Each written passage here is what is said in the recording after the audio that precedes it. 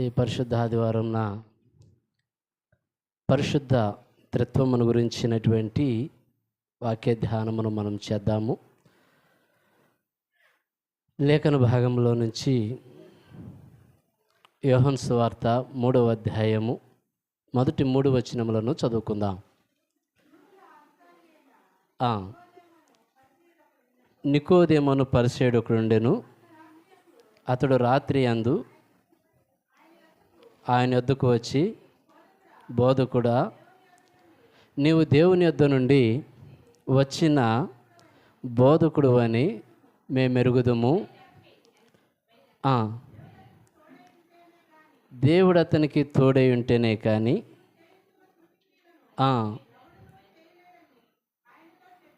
Praise the lord, హల్లెలూయా. దేవుని యొక్క వాక్య భాగములో నుంచి కొన్ని మాటలను మనం ఈ సమయంలో ధ్యానం చేద్దాము. తండ్రి, కుమార, పరిశుద్ధాత్మ త్రియేక దేవుడైనటువంటి ఏక దేవుడైనటువంటి ఆ దేవుని సన్నిధిలో దేవుడు మనల్ని సమకూర్చి ఉన్నాడు. ఈ రోజుల్లో చాలా క్రైస్తవ సంఘాల పరిస్థితులు కనుక మనం చూస్తే అనేకమైనటువంటి భిన్నమైనటువంటి పరిస్థితులు నేటి సమాజంలో మనం చూస్తూ ఉన్నాం.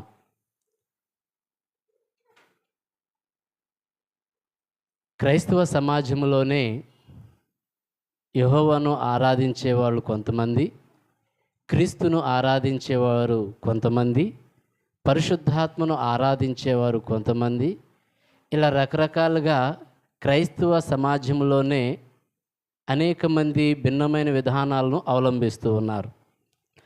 అయితే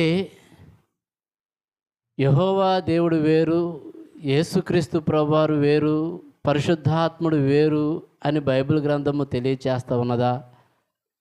యెహోవా దేవుని యొక్క ఉనికి ఎప్పుడు ప్రారంభమైంది?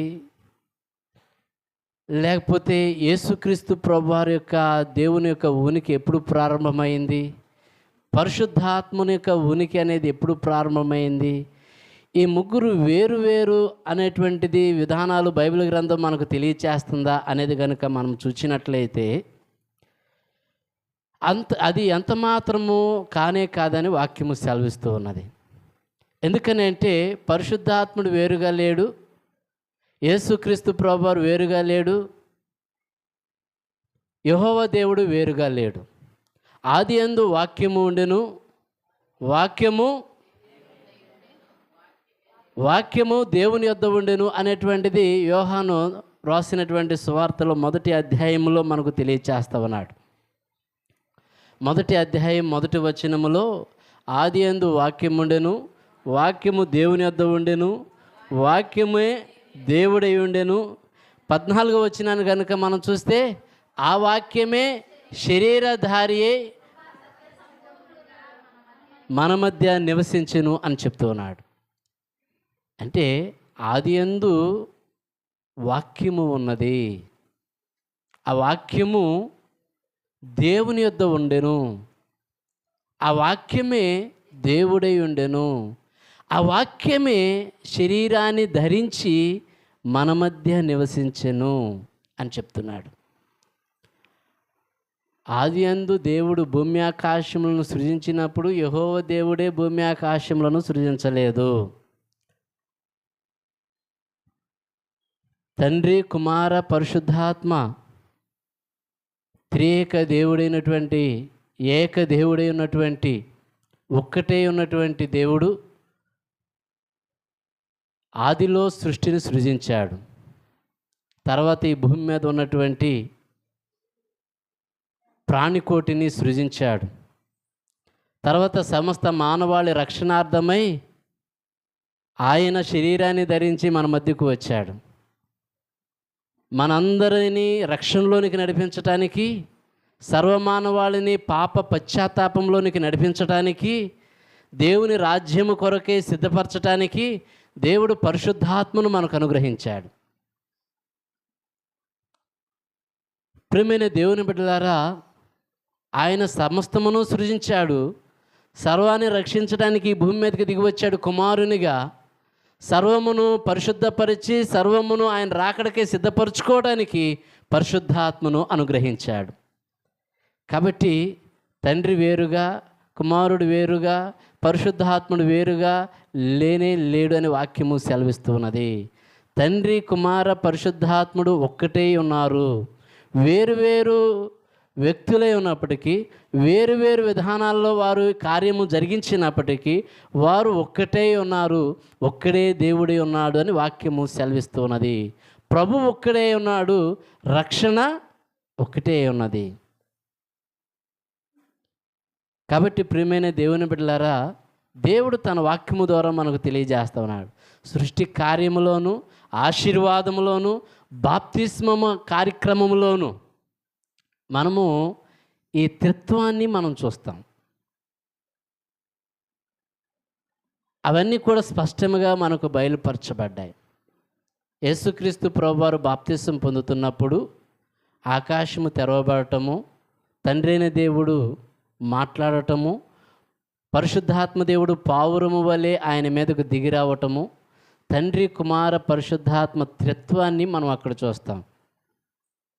ఆశీర్వాదములో కూడా మన తండ్రి అయిన దేవుని నుండి, ప్రభువైన యేసుక్రీస్తు నుండి, పరిశుద్ధాత్మ నుండి మనకు ఆ ఆశీర్వాదము అనుగ్రహించబడుతూ ఉన్నది, సమాధానము అనుగ్రహించబడుతూ ఉన్నది. కాబట్టి ప్రియమైన దేవుని బిడ్డలారా, దేవుడు తన వాక్యములో మనకు తెలియజేస్తున్నాడు కదా, ఆయన వేరు వేరు దేవుళ్ళుగా లేడు కానీ ఒక్కడే దేవుడుగా ఉన్నాడు. ఆయన మన రక్షకుడై ఉన్నాడు, మన విమోచకుడై ఉన్నాడు. కాబట్టి ఈ శ్రేష్టమైనటువంటి పునరుద్ధాన దినాన మనం చదువుకున్నటువంటి లేఖన భాగముల్లో నికోదేము అనేటువంటి పరిసయ్యుల అధికారి, ఆయన యేసుక్రీస్తు ప్రభువారి దగ్గరకు వచ్చాడు ఒక రాత్రి వేళ. ఈయన పరిసయ్యుల యొక్క అధికారి. అంటే యూదా సంబంధమైన మత సంబంధమైనటువంటి ఆచారాలను, మత సంబంధమైనటువంటి నియమ నిష్టలను బాగుగా ఎరిగినటువంటి వాడు నికోదేము, పరిసయ్యుడు, యూదుల అధికారి. ఈయన రాత్రి యందు యేసుక్రీస్తు ప్రభువారి దగ్గరకు వచ్చాడు. ఆయన యేసుక్రీస్తు ప్రభువారి దగ్గరకు వచ్చి ఆయన అంటున్నాడు కదా, నీవు చేసేటువంటి కార్యాలన్నీ కూడా మేము చూస్తే నువ్వు దేవుని వద్ద నుంచి వచ్చిన వాడవని మేము ఎరుగుచున్నాము అని చెప్తున్నాడు. ఎందుకనంటే అప్పటికే ప్రభు చేసిన కొన్ని కార్యాలు, కొన్ని అద్భుతాలు, కొన్ని ఆశ్చర్య కార్యాలు, ఈయన పైనుంచి దిగి వచ్చినటువంటి వాడు అనేటువంటి ఆలోచన ఆ దినాల్లో అనేక మంది భక్తులకు కలుగ చేయబడుతూ ఉన్నది. కాబట్టి నికోదేము యేసుక్రీస్తు ప్రభువారి దగ్గరకు వచ్చి అంటున్నాడు కదా, నీవు దేవుని యొద్ద నుంచి పంపబడ్డావని మేము ఎరుగుచున్నాము. ఎలాగంటే నువ్వు చేయుచున్న కార్యాలను బట్టి, నువ్వు చేయుచున్న అద్భుతాలను బట్టి.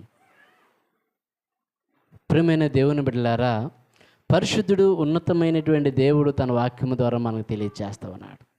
ఆయన వచ్చి ఈ మాట అంటూ ఉంటే యేసుక్రీస్తు ప్రభువారు అంటున్నాడు కదా, ఒకడు క్రొత్తగా జన్మించితేనే కానీ దేవుని రాజ్యములోనికి ప్రవేశించడు అని చెప్తున్నాడు.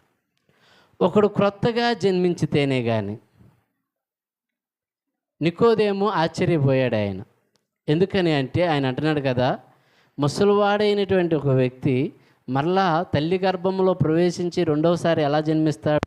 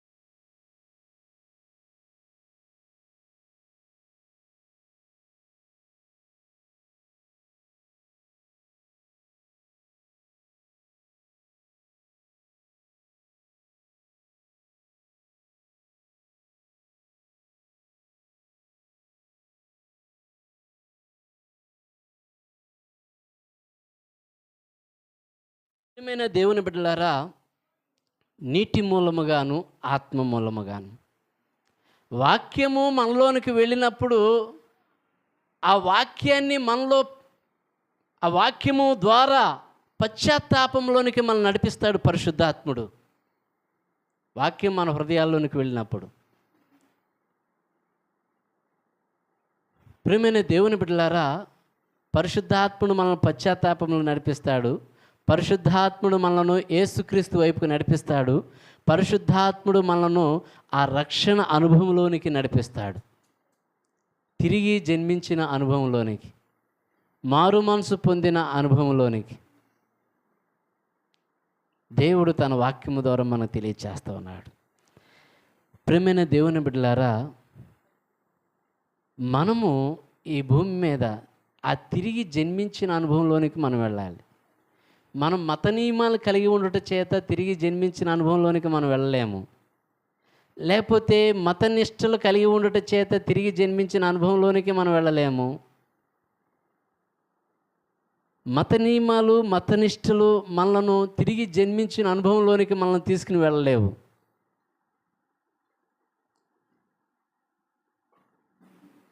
అది వాక్యము ద్వారా మనకు తెలియజేస్తున్నాడు ఆయన.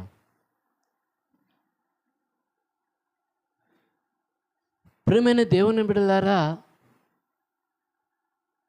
తిరిగి జన్మించిన అనుభవంలోనికి మనల్ని తీసుకుని వెళ్ళేది ఏంటంటే వాక్యము పరిశుద్ధాత్ముడు మనను తిరిగి జన్మించిన అనుభవంలోనికి తీసుకుని వెళ్ళగలుగుతారు.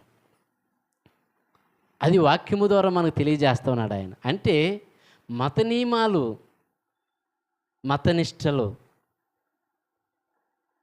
40 రోజులు మనం శిలువ ధ్యానాలు మనం అవలంబించే అది ఏంటంటే అది ఒక నియమం. 30 రోజులు మనము క్రిస్మస్ దినాలు అవలంబిస్తున్నామే, అది ఒక నియమం. కేవలము వీటిని మాత్రమే అవలంబించటం ద్వారా తిరిగి జన్మించిన అనుభవంలోనికి మనం వెళ్ళలేము. అంటే ఒకడు క్రొత్తగా జన్మించటం అంటే ఇప్పుడు మనలో ఏమున్నాయి? చెడు ఆలోచనలు ఉంటాయి, లేకపోతే చెడు కోరికలు ఉంటాయి, లేకపోతే కోపం ఉంటుంది, ద్వేషం ఉంటుంది, పగ ఉంటుంది, ప్రతీకారం ఉంటుంది, అసూయ ఉంటుంది, ఓర్వలేనితనం ఉంటుంది. ఇవన్నీ కూడా మన వయసుతో పాటు పెరుగుతూ ఉంటాయి.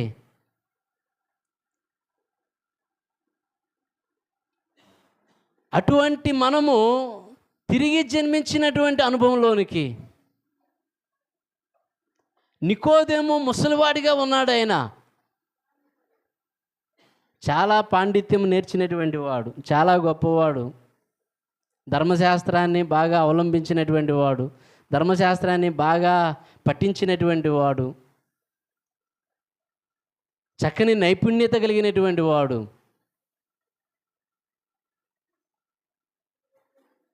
ఆయనతో అంటున్నాడు కదా, తిరిగి జన్మిస్తేనే పరలోక రాజ్యంలో ప్రవేశిస్తారు. అంటే తిరిగి జన్మించిన ఆ అనుభవం మనకు ఏం నేర్పిస్తుంది అంటే, వీటన్నిటి విషయంలో అనింద్యులముగా చేయబడతాం. కోపము, ద్వేషము, పగ, ప్రతీకారము, అసూయ, లేకపోతే అల్లరితో కూడిన ఆటపాటలు, లేకపోతే ఈ లోకానుసారంగా నడుచుకునేటువంటి ఆ మనసు, ఇవన్నీ మనలో నుంచి పోయి నూతన జీవితము గురించి వాక్యము సెలవిస్తున్నది. నూతన జన్మ అది. తిరిగి జన్మించిన శిశువులను పోలిన వారే. తిరిగి జన్మించిన అనుభవం మనల్ని ఎక్కడికి తీసుకుని వెళుతుందంట? ఒక నిర్మలమైనటువంటి శిశువులు కలిగినటువంటి మనస్సాక్షిని మనకు తీసుకుని వస్తుంది. అంటే అంతకుముందు ఉన్నటువంటి ఆ పాత స్వభావము, అంతకుముందు ఉన్నటువంటి ఆ ద్వేషంతో కూడినటువంటి పాత స్వభావము, అంతకుముందు ఉన్నటువంటి లోకానుసారంతో కూడుకున్నటువంటి ఆ పాత స్వభావము పోయి నిర్మలమైనటువంటి మనస్సాక్షి మనలోనికి వస్తుంది. నిర్మలమైనటువంటి మనసు, కల్మషము లేనటువంటి మనసు, కపటము లేనటువంటి మనసు, అది మనలోనికి వస్తుంది. అందుకని యేసుక్రీస్తు ప్రభువారి దగ్గరకు పరలోక రాజ్యంలో ఎవరు గొప్పవారు అని అంటే, ప్రభు ఏం చెప్పాడంటే, ఇదిగో ఈ చిన్నపిల్లల వంటి వారే పరలోక రాజ్యంలో గొప్పవారు అని చెప్పాడు ఆయన. అంటే చిన్నపిల్లల వంటి మనస్తత్వము, ఈ చిన్నపిల్లల వంటి ఆ విధానము మనలోని కలిగినప్పుడే, అది ఎప్పుడు మనలో కలుగుతుంది? క్రొత్తగా జన్మించిన అనుభవంలోనికి మనం వెళ్ళినప్పుడు. ఆ క్రొత్తగా జన్మించిన అనుభవంలోనికి మనం ఎప్పుడు వెళతాము? యెషయా భక్తుడు గనక మనం చూస్తే, యెషయా భక్తుడు ఉజ్జియా చనిపోయినటువంటి ఆ సంవత్సరమున అదంతా కూడా ఆ కాలంలో యెషయా భక్తుడు ఒక దర్శనాన్ని చూస్తా ఉన్నాడు. 6వ అధ్యాయం, యెషయా గ్రంథము 6వ అధ్యాయంలో కనుక మనం చూస్తే, మృతి పొందిన సంవత్సరమున అత్యున్నతమైనటువంటి సింహాసనమందు ప్రభు ఆసీనుడై ఉండగా నేను చూచి తిని అని చెప్తున్నాడు ఆయన. రాజు చనిపోయినప్పుడు దేశమంతా కూడా ఒక రకమైన పరిస్థితులు అలుముకుంటాయి. జనుల్లో నిరాశ, నిస్పృహలో, భయాందోళనలు ఇవన్నీ అలుముకున్నటువంటి ఆ సమయంలో యెషయా భక్తుడు ఏం చూస్తున్నాడంట? పరలోకములో దేవుని యొక్క దర్శనమును ఆయన చూస్తా ఉన్నాడు. పరలోకములో దేవుని యొక్క దర్శనము, ప్రభువు సింహాసనమందు ఆసీనుడై ఉండగా ఆయన చూస్తా ఉన్నాడు. కెరూబులు, సెరాపులు ఆయన గణపరుస్తూ ఉండగా అది ఆయన చూస్తా ఉన్నాడు. పరిశుద్ధుడు, పరిశుద్ధుడు, పరిశుద్ధుడని గాన ప్రతిగానములు వారు చేస్తూ ఉండగా మహిమా స్వరూపి అయినటువంటి ఆ దేవుణ్ణి తమ యొక్క కనులతో చూడలేక తమ ముఖమును 2 రెక్కలతో కప్పుకొని, 2 రెక్కలతో తమ కాళ్ళను కప్పుకొని, 2 రెక్కలతో ఎగురుచూ సైన్యములకు అధిపతిగా యెహోవా పరిశుద్ధుడు, పరిశుద్ధుడు, పరిశుద్ధుడని గాన ప్రతిగానములు చేయుచున్నారండి.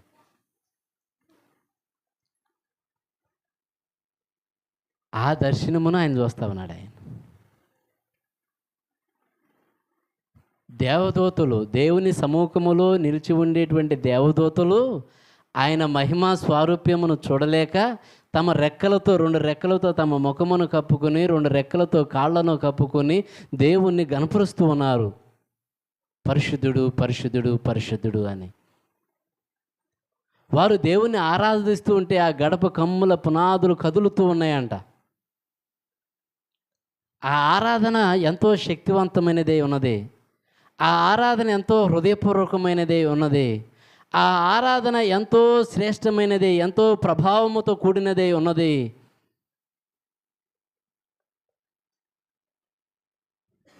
ప్రియమైన దేవుని బిడ్డలారా, కెరూబులు, సెరాపులు, ఆ దేవదూతలు అందరూ కూడా దేవుని ఆరాధిస్తూ ఉన్నారు, దేవుని గణపరుస్తూ ఉన్నారు. దేవుని ఆరాధించటం అంటే అలాగ ఉంటుందని వాక్యము సెలవిస్తూ ఉన్నది. ప్రియమైన దేవుని బిడ్డలారా, మనము అందరము కలిసి దేవుని అలాగే ఆరాధన చేయాలి. అందరూ కలిసి దేవుని గణపరచాలి. ఒకరు పాట పాడుతూ ఉంటే మరొకరు వాక్యం చదువుకోమని కాదు అక్కడ. ఒకరు పాట పాడుతూ ఉంటే మరొకరు గోళ్ళు గిల్లుకోమని కాదు అక్కడ. అందరూ పాటలో ఏకీభవించాలి. అది ఆరాధన. అందరూ పాటలో ఏకీభవించాలి. అందరూ దేవుణ్ణి స్తుతించాలి. అందరూ దేవుని గణపరచాలి. అది అప్పుడు ఎలా ఉంటుందంటే అది ఎంతో ఉజ్జీవంతో, అది ఎంతో శ్రేష్టమైనదిగా, అది ఎంతో ఆత్మ సంబంధమైనదిగా, అది ఎంతో ప్రభావంతో కూడినదిగా ఉంటుంది. కాబట్టి అక్కడ దేవదూతలు ఒకరు ఆరాధిస్తుంటే మరొకరు ఖాళీగా కూర్చోలేదు. ఒకరు ఆరాధిస్తుంటే పాడేదే వాళ్ళు కదా, నేను కాదు కదా అని అనుకోలేదు. అందరూ కలిసి దేవుని ఆరాధిస్తూ ఉన్నారు. అందరూ కలిసి పరిశుద్ధుడు, పరిశుద్ధుడు, పరిశుద్ధుడు అని గాన ప్రతిగానములు చేయుచున్నారు. ఆరాధనలో అది ప్రాముఖ్యమైనటువంటిది. ఆరాధనలో అది శ్రేష్టమైనటువంటిది. నేను కూడా దేవుని ఆరాధించాలి, నేను దేవుని మహిమపరచాలి, ఏ మాట చేత, ఏ పాట చేత, ఏ విధానంలో దేవుని గణపరచాలి, దేవుని స్తుతించాలని వాటన్నిటినీ కూడా మనం పరిశీలన చేసుకుని ఒకరినొకరము కలుపుకుంటూ ఒకరినొకరము మనమందరము కలిసి దేవుని ఆరాధించాలి. అది దేవునికి ఇష్టమైనటువంటిది. ఇక్కడ దేవదూతలు అందరూ కలిసి ఆరాధన చేస్తూ ఉన్నారు. పరిశుద్ధుడు పరిశుద్ధుడు అని అందరూ కలిసి ఆరాధన చేస్తూ ఉంటే ఆ దేవాలయం యొక్క గడప కమ్ములు పునాదులు కదులుతూ ఉన్నాయంట. ఎందుకని? ఆ స్వరం అలా ఉన్నది. ఆ స్వరం అంత మాధుర్యముగా ఉన్నది. ఆ స్వరం అంత గంభీరంగా ఉంది. అది ఎంతో శ్రేష్టమైనదిగా ఉంది.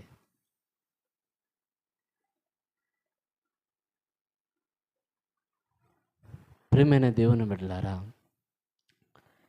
దేవుడు తన వాక్యం ద్వారా మనకు తెలియజేస్తూ ఉన్నాడు. ఆ దర్శనాన్ని చూచి, ఆ ఆరాధనను చూచి, ఆ ఆరాధనలో ఆసీనుడై ఉన్నటువంటి ప్రభువును చూచి యెషయా అన్నాడు కదా, అయ్యో నేను అపవిత్రమైన పెదవులు కలిగిన వాడను, నేను అపవిత్రమైనటువంటి మనుషుల మధ్య నివసించేటువంటి వాడను, నేను అపవిత్రుడిని, నేను నశించి తిని అని చెప్తున్నాడు ఆయన. వాస్తవానికి యెషయా గ్రంథము 6వ అధ్యాయమును రాసే వరకు కూడా యెషయా భక్తుడు నేను అందరికంటే గొప్పోడినని అనుకున్నాడు ఆయన. కాబట్టి అందరికీ శ్రమ అని చెప్తూ వచ్చాడు.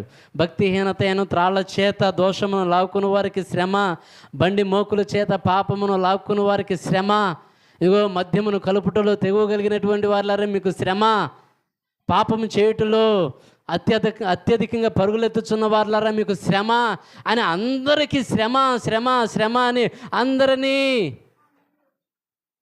వారందరికీ ప్రకటిస్తూ వచ్చినటువంటి యెషయా ప్రవక్త పరలోక దర్శనాన్ని ఎప్పుడైతే చూచాడో, అక్కడ జరుగుతున్న ఆరాధన ఎప్పుడైతే చూచాడో, ఆ ఆరాధనలో ఆసీనుడైనటువంటి ప్రభుని ఎప్పుడైతే చూచాడో, అప్పుడు అయ్యో నేను అపవిత్రుడును, నేను అపవిత్రమైన పెదవులు కలిగిన వాడను. ఇక్కడ ఇతరుల గురించి కాదు ఆయన ఆలోచన చేస్తా ఉన్నది. ఇక్కడ ఆయన ఇతరుల గురించి ఆలోచన చేయటం లేదు, లేకపోతే లోకంలో ఉన్నటువంటి పాపుల గురించి ఆయన ఆలోచన చేయటం లేదు, చెడుతనము చేయవారి గురించి ఆలోచన చేయటం లేదు. ఆయన ఇక్కడ ఎవరి గురించి ఆలోచన చేస్తున్నాడంట? ఆయన గురించి మాత్రమే ఆలోచన చేస్తా ఉన్నాడు. అయ్యో నేను అపవిత్రుడును, అపవిత్రమైన పెదవులు కలిగిన వాడను, అపవిత్రమైనటువంటి మనుషుల మధ్య నివసించేవాడను, రాజును సైన్యములకు అధిపతి యెహోవా నేను కనులార చూచి తిని నేను నశించి తిని అని అంటున్నాడు ఆయన.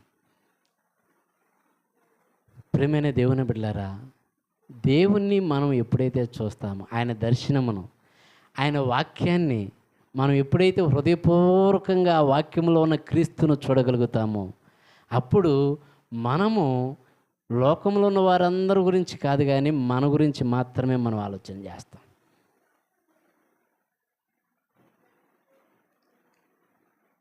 ఇక్కడ పరిశుద్ధుడైనటువంటి దేవుడు మనం చెప్తున్నాడు, ఆయన ఉన్నతమైన దేవుడు మనం చెప్తున్నాడు ఆయన. ప్రియమైన దేవుని బిడ్డలారా, నికోదేము తన మత నియమాలు, తన మత నిష్టలు ఇవన్నీ కూడా నన్ను దేవుని రాజ్యానికి చేరుస్తాయి అనే ఆలోచనలో ఉన్నాడు ఆయన, అనే తలంపుల్లో ఉన్నాడు ఆయన.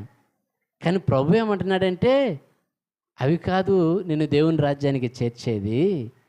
నువ్వు దేవుని రాజ్యమునకు వారసుడు కావాలి అంటే క్రొత్తగా జన్మించాలి. ఒకడు క్రొత్తగా జన్మించాలి, మరలా జన్మించిన అనుభవంలోనికి రావాలి.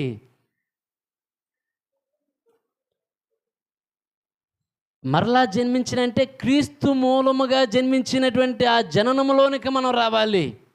ఆయన వాక్య మూలముగా, ఆయన ఆత్మ మూలముగా జన్మించినటువంటి ఆ జననము అనుభవంలోనికి మనం రావాలి. ఆయన వాక్యము ద్వారా, ఆయన ఆత్మ మూలముగా మనము తిరిగి జన్మించినప్పుడు మనము లోకానుసారమైనటువంటి వాటిని నెరవేర్చుకోవడానికి మనం ప్రయత్నం చేయము. కానీ దేవుని వాక్యానుసారంగా ఆయన నీతిని నెరవేర్చడానికి మనం ప్రయత్నం చేస్తాము. కాబట్టి క్రీస్తునందు ప్రియమైనటువంటి దేవుని బిడ్డలారా, పరిశుద్ధుడైనటువంటి దేవుడు మనకు ఈ శ్రేష్టమైనటువంటి దినాన మనకు తెలియజేస్తున్నాడు. ఆయన కార్యాలు ఎంతో గంభీరమైనవి, ఆయన ఆలోచనలు ఎంతో ఉన్నతమైనవి. అవి మనము శోధింప శక్యముగానంత ఉన్నతమైనటువంటివి. కాబట్టి ప్రియమైన దేవుని బిడ్డలారా, దేవుని సన్నిధిలో ఆయన వాక్యములో మనం ఎవరిని చూడాలంట? ఆయన్ను చూడాలి, క్రీస్తును చూడాలి. క్రీస్తును చూచినప్పుడు మనం ఏంటో మనకు తెలియచేయబడుతుంది. ఆయన వాక్యము ద్వారా, ఆయన ఆత్మమూలముగా దేవుడు మనలో కార్యాన్ని జరిగించడం ప్రారంభం చేస్తాడు. ఆయన రక్షణ కార్యాన్ని ప్రారంభిస్తాడు. ఆయన నూతన జీవిత కార్యాన్ని ప్రారంభిస్తాడు. మనను పరిశుద్ధపరుచుకుంటాడు ఆయన వాక్యము చేత. ఎందుకని? వాక్యము చేత ఆయన ఏం చేస్తాడంటే ఉదక స్నానం చేయిస్తాడంట. ఆయన వాక్యము చేత ఉదక స్నానం చేయించి మనను పరిశుద్ధపరుచుకుంటానని చెప్తున్నాడు. ఆయన కళంకమైనను, ముడతైనను, మచ్చైనను, డాగైన లేకుండా వాక్యము చేత ఉదక స్నానం చేయించుకుంటాడు. ఆయన ఆ వాక్యము చేత ఉదక స్నానము చేయించబడటానికి మనము ఆయన వాక్యము దగ్గరకు రావాలి. అది చాలా ప్రాముఖ్యమైనటువంటిది. ఆ వాక్యములో మనము దేవుని చూడగలగాలి. ఆ వాక్యములో మనం క్రీస్తును చూడగలగాలి. అప్పుడు ఆ వాక్యము ఏం చేస్తుందంటే మనలో తన ఆత్మ ద్వారా ఆ వాక్యమును బట్టి మనలో క్రియ చేసి మన నూతన జీవితంలోనికి నడిపిస్తాడు. ఆయన నూతన ఆత్మచేత మనల్ని అభిషేకిస్తాడు. ఆయన చక్కగా తన పరిచయలో నడిపించుకుంటాడు. ఆయన తన యొక్క శ్రేష్టమైనటువంటి మార్గంలో నడిపించుకుంటాడు. ఆయన కాబట్టి ప్రియమైన దేవుని బిడ్డలారా, ఈ యొక్క దినమున మనమందరము కూడా ఆయన వాక్యాన్ని మనం హృదయపూర్వకంగా హత్తుకుని ముందుకు సాగుదాం. దేవుడు మనకు అట్టి కృపను అనుగ్రహించునుగాక. సమస్త జ్ఞానమునకు మించిన దేవుని సమాధానము యేసుక్రీస్తు వలన మీ హృదయములకు తలంపులకు కావులుండి నడిపించునుగాక. దేవా నాయందు శుద్ధ హృదయము కలుగజేయుము, నాయంత రంగములో